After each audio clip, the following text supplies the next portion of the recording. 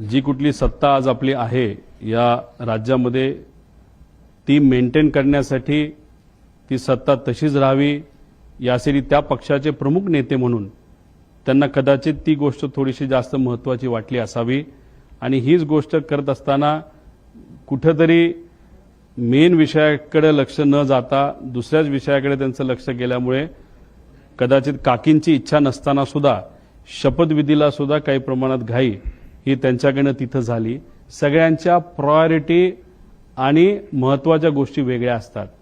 आम्ही आज दुःखात आहोत, आम्हाला माहिती पाहिजे की काका आमचे दादा हा जो ॲक्सिडेंट झाला तो कशामुळे झाला ही आमची प्रायोरिटी आहे, हे आमच्यासाठी महत्त्वाचं आहे आणि हीच गोष्ट काकींसाठी सुद्धा महत्त्वाची आहे, पार्थ आणि जयला पण महत्त्वाची आहे।